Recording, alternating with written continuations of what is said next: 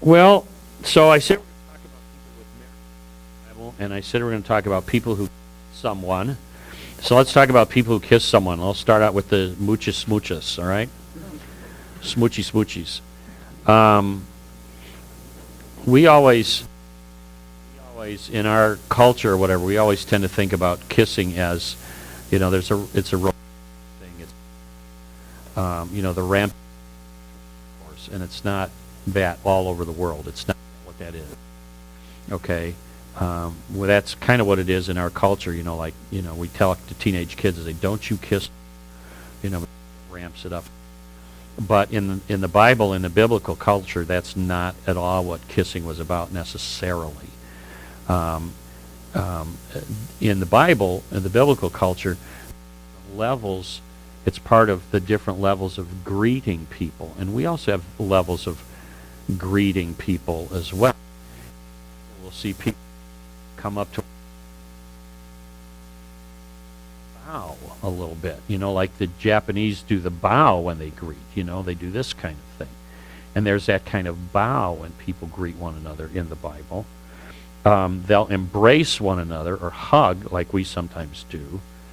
And then sometimes they kiss. And you see that in movies, especially if you watch movies that have people from this part of, or movies like The Godfather or The Mob, where the men kiss each other on the cheek. "Oh, Salvatore, mwah, mwah, it's so good to see you," and that kind of stuff. And they kiss each other on the cheek. Pardon me? And then they bump each other off, They kiss them on the lips when they're going to go. Yeah, whatever.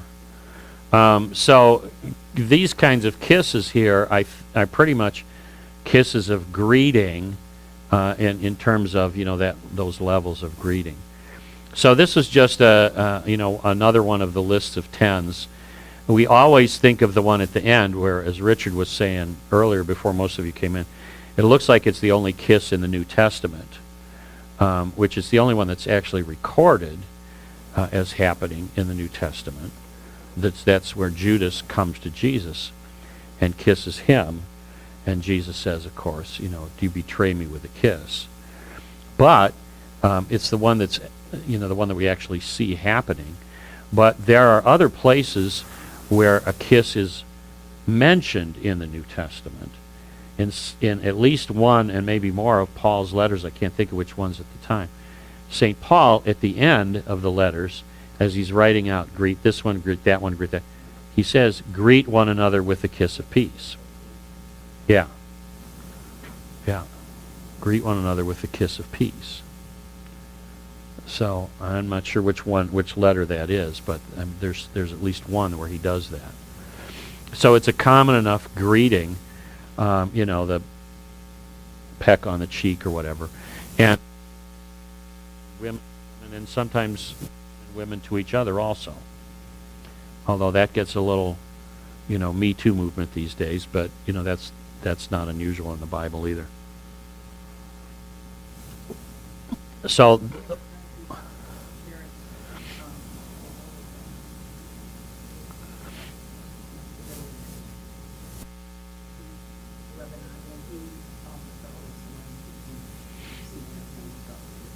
yeah, and that's a cultural thing, and he doesn't. There's not really anything sexual about that. It's just yeah. We shake hands, and that's it. Wayne.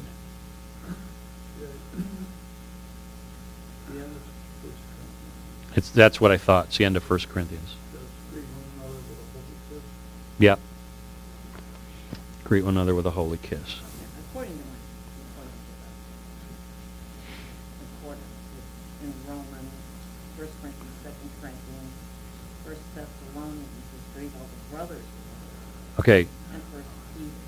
Romans, both Corinthians, 1 Thessalonians, 1 Peter. Okay, so they all greet one another, greet the brothers with the holy kiss. Yeah. Okay. So here we have a whole list of people. Jacob in Genesis 29, and I'm just going to zoom through a number of these. Where Jacob, Genesis 29, kisses Rachel, who he's going to marry, but he greets her. This is a kiss of greeting. This is not a ooh hubba hubba, kind of thing. This is but he ultimately is going to marry Rachel when he sees her for the first time. Esau kisses Jacob when they're reunited. Jacob and Esau haven't seen each other for 20 years, and Jacob is anxious to the point of being terrified that when he sees his brother for the first time, who he stole the birthright from, that Esau is going to chop his head off. But Esau runs up to him, embraces him, kisses him, and it's not a kiss of betrayal. It's a kiss of genuine love and joy that they're reunited. Yeah, it's a wonderful story in Genesis 45. You ought to read it. It's right after Jacob wrestles with the angel, and then Esau comes, and Jacob is totally taken by surprise, because Esau is like, and one of them says to the other, "To see your face is like seeing the face of God." It's just wonderful. It's cool. Joseph, of course, in Egypt. We're going to talk about him in another context in a minute too. Joseph, the one with the coat of many colors in Egypt. When all the brothers come and he reveals himself to the brothers, and they're all crying, he kisses all his brothers, as brothers should do, but seldom. Moses, when he sees his father-in-law, he kisses him. I do that occasionally to my dad and my father-in-law. I never did as we were growing up, but now that they're older, we kiss sometimes when we see each other, when we're going, saying goodbye or whatever. Naomi kissed her daughters-in-law as they were getting ready to separate. Orpah kissed her sister-in-law Naomi as they were getting ready to go their separate ways. Samuel the prophet kissed Saul when he anointed him. Okay, you can imagine like Saul, the young strapping young man kneeling in front of Samuel, and Samuel anoints him and then grabs him by the head and just plants a kiss on top of his head.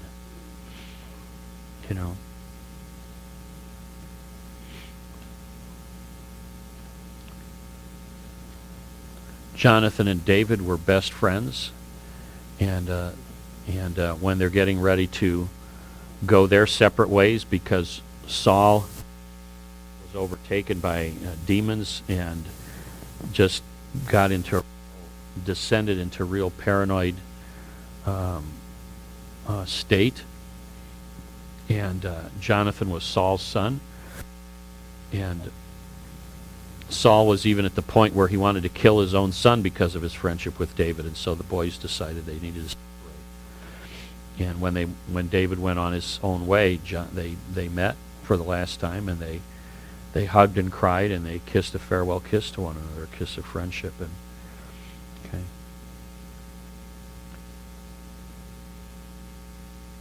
David had a number of sons. David had a number of sons, including Absalom, who rebelled against him, but David still, whenever he saw him, kissed him anyway, in an effort to say, you're still my son, I still love you, even though David was pretty much didn't know how to father any of the boys. That's a whole nother story. And then, of course, Judas. So, that's just a list of people who kissed other people. Any of those that you want me to, if you want to go into it in a little more detail.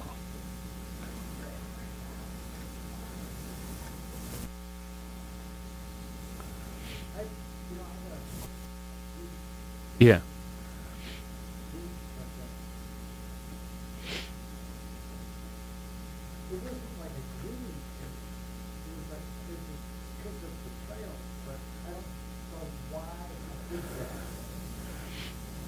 I mean, it's like,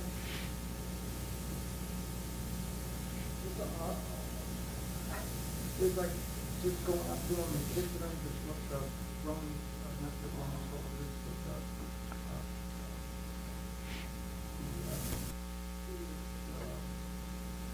Rabbi Yeah, the temple guard, But yeah. I don't see why he did it. I mean, I can see why he did it, to what the clue was, but it was like no clue.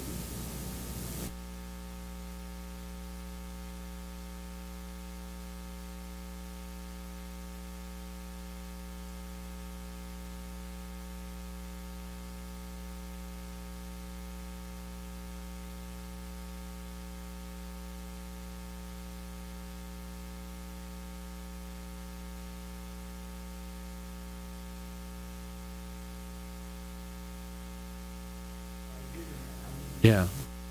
Well, let's think about this. So,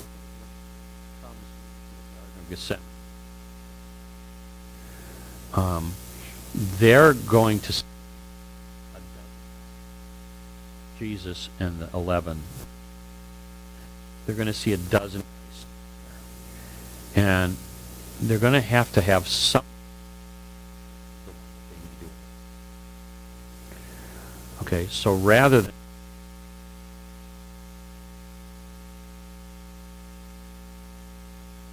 I will greet with a kiss the one.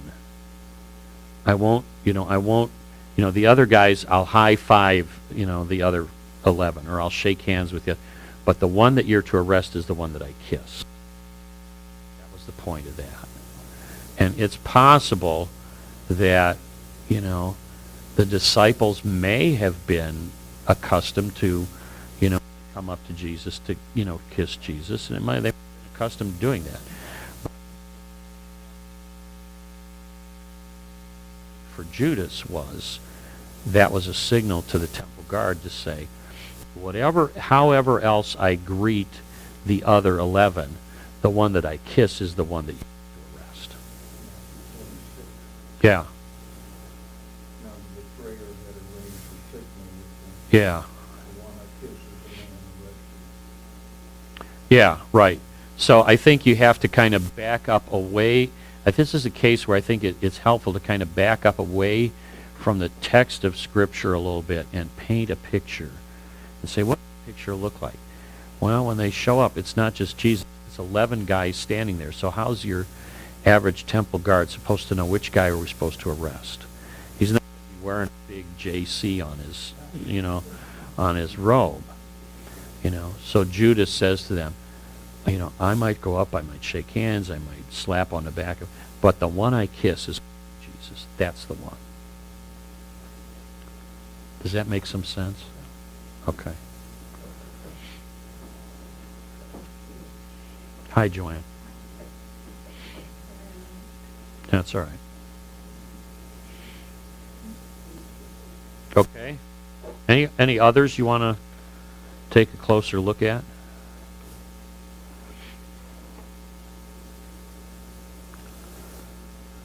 All right, how about let's flip the page over. And I think on the back it says, men who married foreign women. Huh? It's them foreigners. Them immigrants. Well, no, those foreigners. None of these were actually immigrants, actually. They're just foreign women.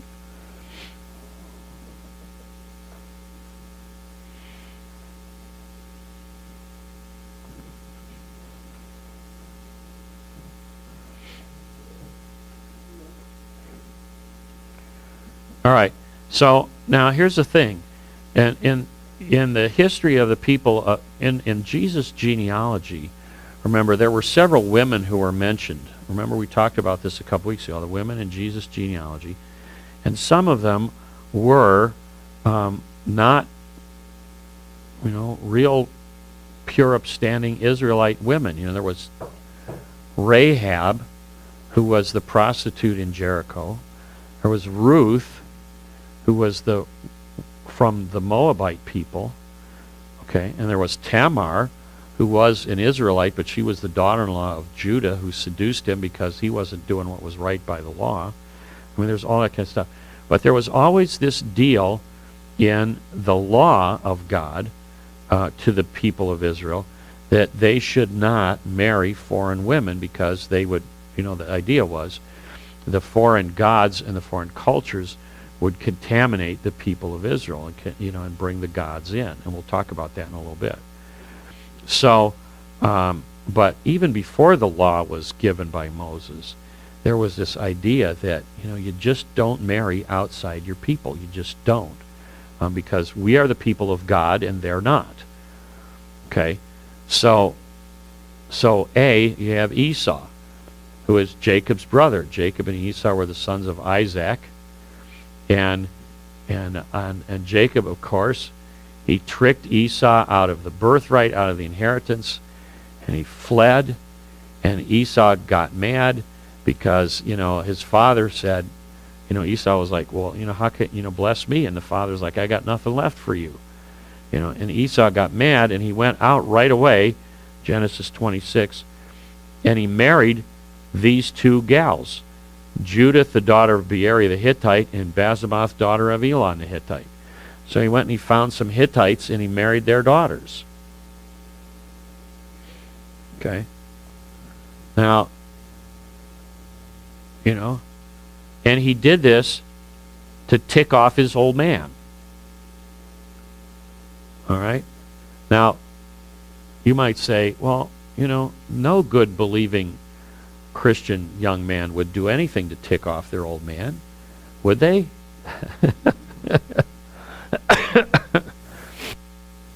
But that's exactly why Esau did this. Only I think King James probably uses the word displeased. Isaac was displeased. And eventually Esau saw that, he was so displeased with these two daughters-in-law that he married two more wives who were actually daughters of his cousin, Ishmael, the son of Abraham. Or at least one wife who was the daughter of Ishmael, the son of Abraham. So Ishmael was the other son of Abraham. Isaac was one. Esau's father was one son of Abraham. Ishmael was the other. So somehow this daughter of Abraham, Mahalath, was a cousin to Esau. So that kind of pacified Jacob for a while. So now you got, okay, all right, now we got a daughter-in-law of our own people. So it's like, no, he didn't, but at least they were blood. At least they were blood, So, yeah, they weren't some Hittites. They never did like the Hittites, those Israelite people, By the way, for a long time, we didn't have any archaeological evidence even that the Hittites existed. I just want to throw this in there. We couldn't find any evidence of a Hittite civilization. They didn't appear to build big cities or do anything like that. So we couldn't, like Egyptians had pyramids and all that. So for a long time, there was a suspicion that maybe there were never such things as Hittites. But archaeologists have found, Hittite evidence of the Hittite people. Okay, so that's all right. And Hittites are a good people because to utilize because they no longer exist, as an ethnic group. Okay, so many years ago, Ozzy Hoffman, who was a Lutheran speaker, would say it's not proper to make ethnic jokes about ethnic groups. You shouldn't be doing that unless you make ethnic jokes about your own ethnic group or about an ethnic group that doesn't exist anymore. Like, for example, once there were two Hittites, Sven and Oli,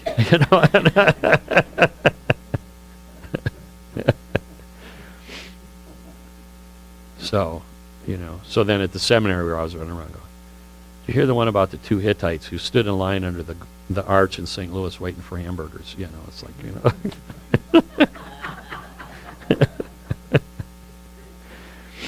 Yeah. So. All right, anyway, be that as it may. So Esau married these two foreign women just to tick off the old man. Joseph in Egypt. Did you know that Joseph of the coat of many colors, his wife was Egyptian? And this is her name, Asenath. daughter of Potipharah, the priest of On. When he was raised up to the throne by Pharaoh to be the second in command, Pharaoh gave him a wife who was Egyptian, and her name was Asenath. Okay. And Bev and I had a complex discussion about this last night, but Joseph had two sons whose names were Manasseh and Ephraim. And so the people of the Israelites who were descended through Manasseh and Ephraim were not really pure-blooded Israelites like the rest of them. You know, nobody kind of puts that all together, but you know, they were not necessarily pure-blooded Israelites like, you know, the rest of Judah and, you know, Reuben and those guys. Because Joseph had an Egyptian wife. For that matter, Moses' wife, Zipporah, was a Midianite. She wasn't Israelite either. She was from Midian. His father-in-law was Jethro, he was a priest of God, but she was from Midian. And later on, the Israelites and the Midianites would get in big fights. You know, the Midianites were the ones at the time of Gideon who, you know, were invading the camp and, you know, and had this big thing. But Moses had a non-Israelite wife.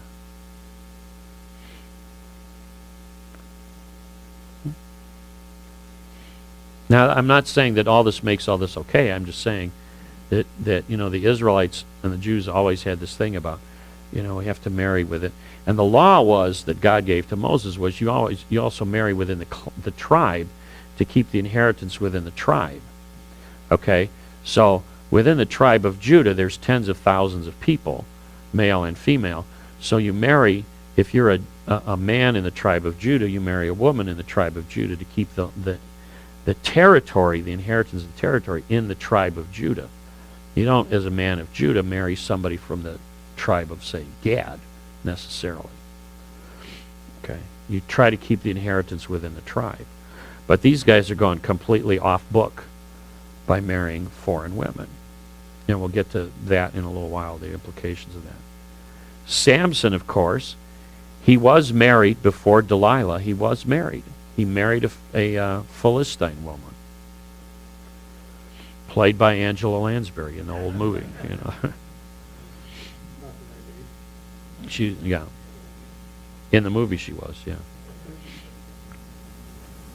Now, say that they wanted people to take the tribe, women didn't have any rights, so how would that make a difference? Well, yes and no. So when they got into the land of Canaan, they divided up the land into territories according to the tribes. So the tribe of Judah had a territory over here, Gad had a territory over here, Manasseh had a territory over there, depending on the size of the tribe at the time they entered. Okay. So the inheritance generally passed through the sons. Okay. And so what they wanted to do would to say, everybody who was in the line of inheritance through Judah, that was their territory, and we don't, and that's where you're supposed to live, which is fine. But occasionally, there would be a family that had only daughters, for instance. Okay, or the sons died or something, but there would be a family where they had only daughters, and there was one such case in the law, one of the books, I don't remember which one, but these daughters come to Moses, and they say, our father died and had no sons. So does that mean that our family's portion of the territory, does that mean that our family's portion of the territory just evaporates? Or do we get a homestead in our territory that belongs to our tribe? And Moses and God said, no, you're right. You know, if there's only daughters, then their portion of the inheritance shouldn't evaporate. They should still get a homestead. Okay? So that became then extended into the law to say that, that the daughters should not marry outside the tribe either, if at all possible. So they didn't do that. So Judahites married Judahites, and Reubenites married Reubenites. They didn't cross over from one tribe to the other.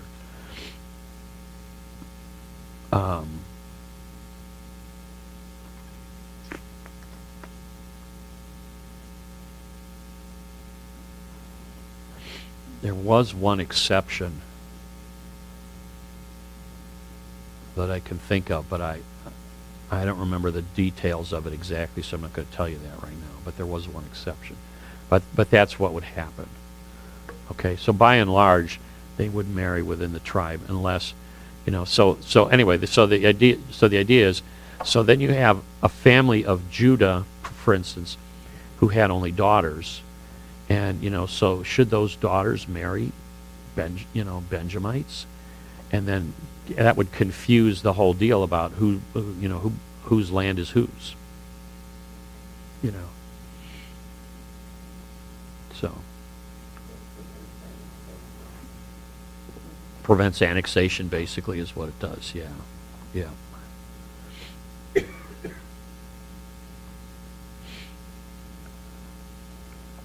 Boaz, of course, married Ruth, who was from the nation of Moab, who also, hated the Israelites as they came in.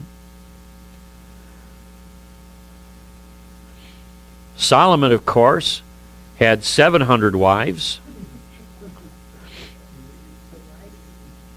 The wisest man had 700 wives. There you go. What was that? Or the dumbest? Well, if you've ever read the book Huckleberry Finn, which is usually good for a laugh, there's one point where Huck and Jim the slave are floating down the river, and Huck is trying to tell Jim that Solomon's the wisest man, and Jim says, I don't think he was wise at all, because he said he had 700 wives and 300 concubines. He said, the yammering alone from that harem would have made more noise than a boiler factory. So, anyway. But at least one of them was Egyptian. Okay, so you got Egyptian, daughter of Pharaoh, king of Egypt. So he married an Egyptian gal. Again. Now so far, we've got all these things. Now here's what happens. We get to Solomon, and he's marrying Pharaoh, the daughter of Pharaoh, and 700 other wives, and 300 concubines. And it says it was, it says he was the wisest man, but it also says in the Bible that his wives led him astray. Okay? All the yammering, yeah. So what happened was, they were there and they were like, it was kind of like, I wish I had a shrine to, whatever god it was, in my room in the harem. And he was like, okay, fine, have a shrine to your god in your harem. And then I wish you would join me for the festival to this god. And fine, so he joined. So the next thing you know, probably, Solomon was participating in the festivals to these foreign gods, because his wives were, led astray by women. Okay, so that's what it says in the Bible, that Solomon was led down the rosy path by these women, which makes some sense, at least from what we can see. Okay, and did not, he built the temple, he worshipped God and so forth, but he also built Asherah poles, and he built Baal worship sites and that kind of stuff in order to keep his wives happy. All right? So Solomon started, and by the time you get down to Ahab, which is several generations later, and the kingdom is split, Ahab goes out and marries Jezebel, who isn't even an Israelite. She's from the Sidonians, king of Sidon there, and she's a Baal worshiper through and through. She's the one that had 450 prophets of Baal up on the mountain in the contest with Elijah. Let's call down fire from the mountain and see which god is which, is real. She's a Baal worshiper through and through. And the worship of Baal included not only animal sacrifices, but human sacrifices. It was ghastly stuff. And Ahab married her. And that was just the tip of the spear and the beginning of his wickedness as far as the scripture is concerned. She persecuted the true Israelites. She persecuted the believers. She persecuted the prophets. Hit out on Elijah, the prophet. Said, I swear to, she said basically, I swear to God I'm going to kill you if I ever find you. And she meant it.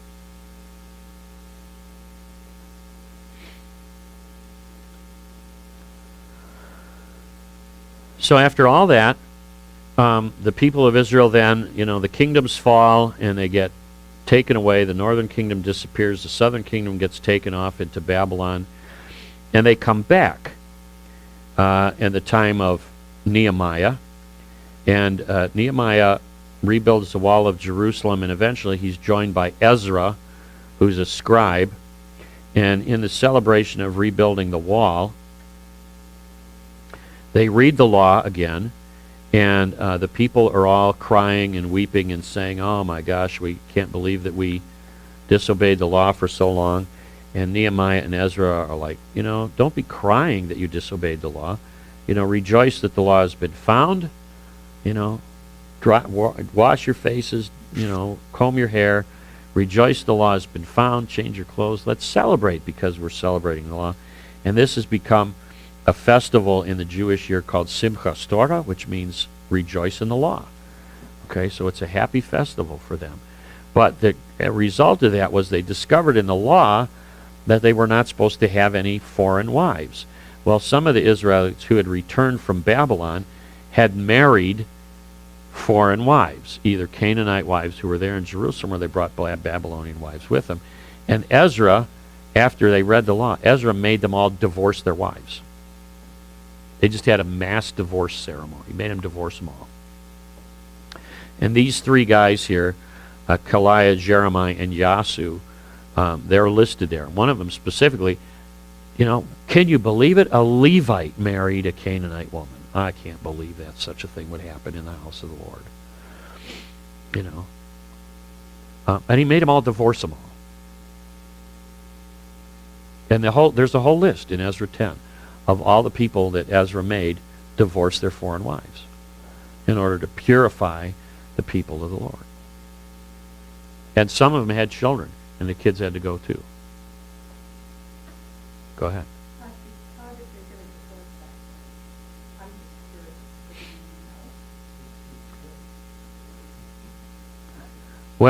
you know. Well, there's a certain process. I don't know exactly how it worked back then, but there's a certain process under Jewish law by which a divorce happens. Okay, and there are, how do they do it? I don't know, but Ezra stood them all up there and said, you need to divorce your wives, and they all did. I mean, and it wasn't, they didn't go to a civil judge, I'm sure. I mean, it's a religious thing. You're married in front of the rabbi, you get divorced in front of a rabbi, as far as Jewish people are concerned. So you go to the council of rabbis, and the council rabbi says, yeah, you know what? You guys should never have been married in the first place because you married a non-Jewish person. So, end of the marriage. Out you go.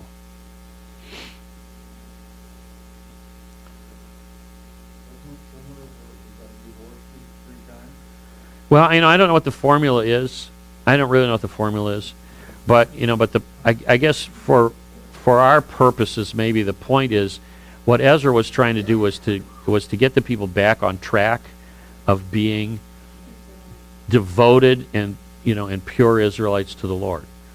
But at the same time, what he ended up doing was kicking all these women and children to the curb. Now, later on in the New Testament, now we don't ever talk about that. We hardly ever talk about this incident, in the modern day church. We talk about a lot of stuff in terms of marriage. We hardly ever talk about this incident. I think we don't want to touch it with a 10-foot pole, Because, what does that mean for us? Does that mean pastors ought to get up here and tell people, yeah, if you've got a spouse who's not a believer, divorce them right now? I don't think we want to do that. St. Paul has some different advice, and he was an Israelite through and through and through. He knew the law better than almost anybody except Jesus. St. Paul's advice was, so what if you're a Christian who's married to a non-believer? Should you divorce him? And his advice was, no, that's not cause for an automatic divorce. For Ezra it was. For Paul it wasn't cause for automatic divorce. For Paul it was, if you're married to an unbeliever and you're okay to stay together, then stay together. Don't divorce automatically just because that person's an unbeliever. If you're okay to stay together, then stay together. Because maybe eventually, over time, that unbeliever will become a believer. That was his reasoning. Okay? Yeah. Yeah. Yeah, everything changes. Well, I don't know about progression of human society, but I think that's how Paul's understanding of the gospel affected his understanding of the law, which he knew perfectly well by this example of Ezra, should have been, believers don't marry unbelievers.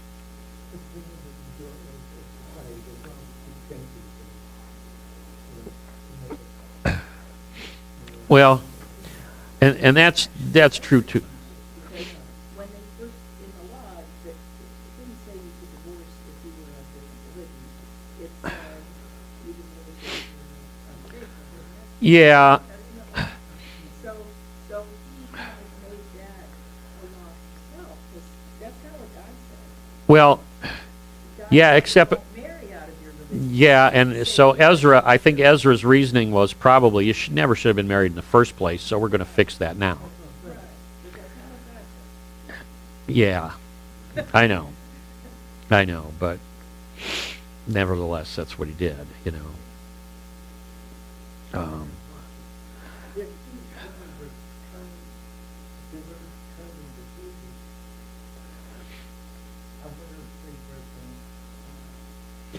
Well, I don't know. I think there's probably some indication that if they would got rid of their idols and their shrines and their trinkets and whatever others they and become Jewish, that would have been okay. If they'd have converted, probably would have been okay. Yeah, but that's Ezra. The book of Ezra doesn't talk about that. It just says we got a bunch of guys with contaminated marriages, so we got to get rid of the contamination. That's kind of the way it looks. Yeah, that's part of the problem. Part of the problem.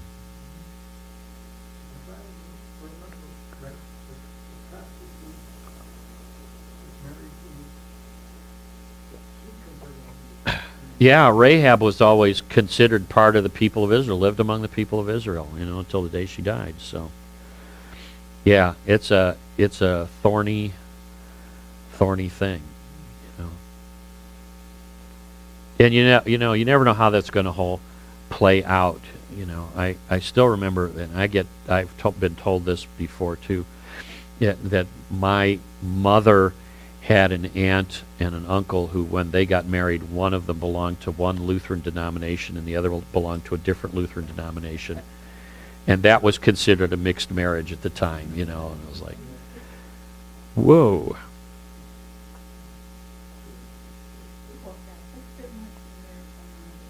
No, absolutely not. Absolutely not. Yeah. Catholics and whoever, didn't matter, that's a mixed marriage. But, this is like Lutherans, and it's like you get two different denominations, that's a mixed marriage. Only one of you is going to remain faithful to the Lord, you know that. That's what they were told, apparently. Okay, anything else you want to know about these foreign women? We got one more about marriage to do. We can do that in the last few few minutes here. That's for you. 1, 2, 3. It's for you. You can pass out there. One nice thing about the genealogy of Jesus is that it includes all these foreign women. Yes. Yeah, it includes a lot of foreign women.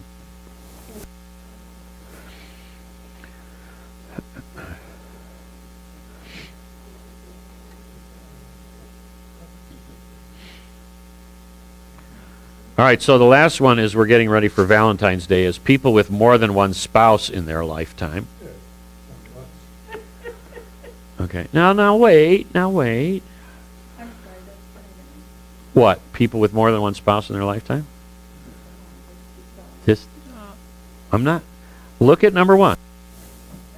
Abraham's wife was Sarah. And after she died, he married Keturah. Okay? So,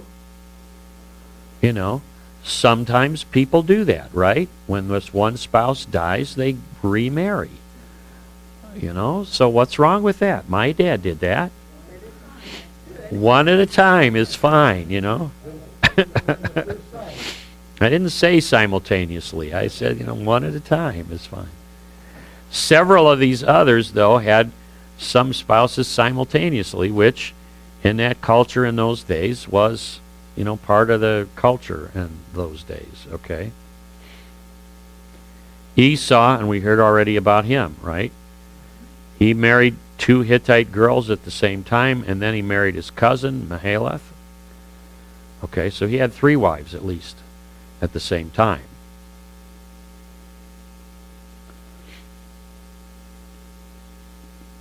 Jacob married Rachel and Leah at the same time. Yeah, they had handmaidens. They weren't married. That's what concubines are. They're like, yeah. But the wives were Rachel and Leah, which he married a week apart. Actually, is literally what happened, because they had the wedding feast, and at the end of the wedding feast, it turned out to be Leah. And he said, "What gives with this?" And Laban, his father-in-law, said, "I can't marry off the younger one before I marry off the older one." So at the end of that week, he married Rachel, and they had another wedding feast. So he married literally almost about a week apart, these 2 gals. He worked for 7 years, Yeah. and he couldn't tell the difference. At the wedding day, Not on the wedding, because of veils and all that other kind of stuff. I know. Think. And after the wine had been flowing, and all that other kind of jazz. Yeah, that open bar. if I remember right,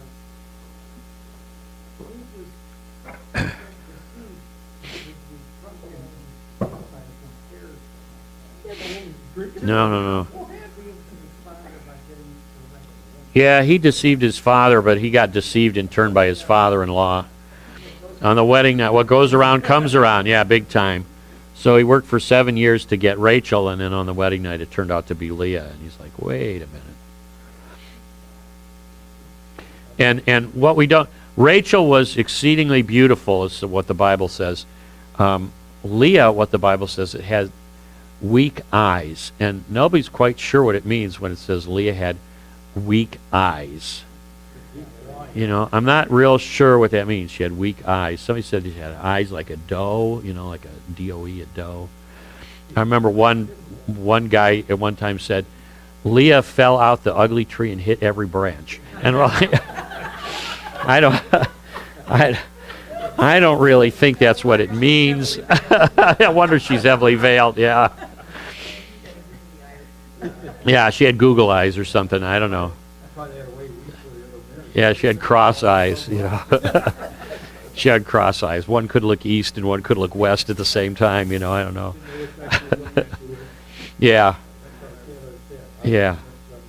Well, the problem then became that Rachel was always Jacob's favorite because he was in love with her to begin with, and that's what. So he kind of was not, not real enamored, shall we say, with Leah. And Leah was the one that popped out babies right and left. And Rachel didn't, it took Rachel a long time before she had babies. Leah was like 1, 2, 3, like that. And then the handmaids got involved because, Rachel started saying, can't have babies with me, take the handmaid and have babies with her. Okay, fine. And then Leah stopped having babies. She goes, she's starting to have babies with her handmaid. Take my handmaid and have babies with her. So those 12 sons of Jacob were from 4 different women, 2 wives and 2 concubines. Okay. Finally, Rachel had children, and they were Joseph and Benjamin. Yeah. So this is why, in that culture, it's possible to have more than one wife, but it's not really wise. Okay. Moses married Zipporah, who was the Midianite, and after her death, he married a Cushite wife in Numbers 12:1. We think probably after her death, seems to be, because after Zipporah died, because in Numbers 12:1, Aaron and Miriam, Moses' sister, they're upset with him on account of his Cushite wife. Now, the Midianites were from up around Israel, but the land of Cush is like down near Ethiopia. Okay, so there's some suspicion that they didn't like her because she was black. Aaron and Miriam. Bad enough he married an Egyptian the first time, but this gal was really black, and they didn't like that. Now, that's all we know about this gal, that she was from the land of Cush, or Ethiopia, I guess. But nobody knows for sure anything more about her. There's nothing much in the legends or anything like that.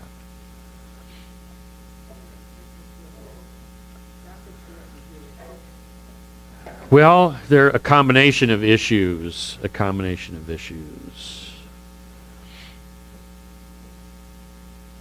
Yeah. By the way, 2 things you should know about. Keep in mind two things you should know about Ethiopian believers these days. Ethiopian Christians are some of the oldest one of the oldest segments of the Christian church that exists in the world. We think that the Ethiopian church goes back almost to the days of Jesus in Ethiopia. Their traditions are that old. And the second thing you need to know about Ethiopia is that it currently has the largest population of Lutherans in the entire world. Yeah. Ethiopia and Madagascar together have more than 10 million Lutherans. Yep. That's where that's where the Lutheran church is popping like crazy, is in Africa. Yep. All right. So anyway, so Ruth, she was married twice. She was married to that Israelite Kilion over there in Moab, and after he died and she went back to Israel with her mother-in-law, she married Boaz, who was that landowner, and then their son was, I don't know, their grandson was Jesse, and then his son was David. This fellow Elkanah had 2 wives simultaneously, Peninnah and Hannah, who was the mother of Samuel. These I don't know when he married them, but he had these 2 wives at the same time. Peninnah had children, but Hannah didn't have any, and so Peninnah always made fun of Hannah, and Hannah was always upset, and Elkanah was a nice guy, and he kept trying to, calm her down and soothe her and whatnot. And Hannah always prayed to the Lord, give me a baby, give me. Finally, she prayed to the Lord and said, if you give me a son, I'll give him right back to you. And so he gave her a baby, and she named him Samuel, which means the Lord has heard my prayer. And she waited until he was weaned, about 3 years old, and then she took him down to where the tabernacle of the Lord was, and she gave him over to the charge of the priest Eli and said, this child belongs to the Lord, you raise him up. And she came down every year with a new set of clothes she made for him, visited him every year, and went back. But she kept her promise because the Lord kept his promise to her. And Samuel grew up under the charge of Eli the priest and the whole temple culture down there. and became the first great prophet of the Lord, Samuel. Yeah. David had several wives. Ahinoam was the first one. He also married Michal, which was Saul's daughter. That was probably a political marriage, because that was before Saul got mad at him and had his demons. So that allied him with Saul, you know. Also Abigail, who was a neat woman. If you read 1 Samuel 25, that's a neat story. Nabal is a guy Nabal is a word that means fool, or, you know, a moron. And David is traveling through with his guys, and they want, you know, they need provisions, and they come to Nabal's farm, and Nabal refuses to give him any, and David is incensed, so he wants to just take the swords and, you know, and run Nabal through, and, you know, he goes away, but he wants to come back and just level the farm. Abigail is Nabal's wife, and she comes out with a bunch of provisions for David and his men, and she goes, pay no attention to Nabal. His name means fool, and he's a moron. You know? So here's the provisions. So then Nabal dies, not by David's hand, and David marries Abigail. So she's his third wife. Now these are all together at the same time. Also Bathsheba later on. You know, he's already got these three wives. Then he sees Bathsheba bathing on the roof of her house. You know, there's that whole thing. Right. He also had sons by Maacah, Haggith, Abital, and Eglah, but among these four, only Eglah is ever listed as David's wife. So I don't know if these are wives or concubines or who they are. David had a number of sons, and the problem with that is he had a number of sons and wives, and he was not much of a father to any of the kids. You know, he knew how to make them, he didn't know how to take care of them. You know, like a lot of baby daddies. You know, nothing's changed. But if you read starting at about 1 Samuel 25 or so, you start reading the story of David and his family from the point of view of family structure. That family was miserable. What a horrible family. You know, I mean, you know, CFS should have gone in there from chapter 1, you know, to take care of those kids, because it was a terrible situation. But so having said Abigail, there she is again. Abigail was married to Nabal for a while, and after he died, then she married David the king. Solomon we already talked about, and the last one on the list was King Xerxes, or Ahasuerus, however you want to pronounce it. It's almost unpronounceable. The king of Babylon. In the book of Esther, you know how Esther begins, right? The chief wife, and this is not the only one probably because it's Babylon. So it's the chief wife in the harem is Vashti, and Ahasuerus, the king, is having this big banquet, and he wants her to get all dolled up and come on and parade himself in front of all his, you know, his officials and whatnot. And she refuses to do it. She's kind of like, you know, what am I, a piece of meat? So she refuses to do it. And he gets ticked, and he says, then you'll never come into my presence again. He banishes her to the harem for the rest of her life. And then he's like, now I got to look for another wife to take her place, you know, to be the arm candy, basically. So he's looking for another wife to be his arm candy, and he sends throughout all the land looking for another wife who will be obedient and be the arm candy and so forth. And that's where Esther comes in. She's an Israelite. She's beautiful.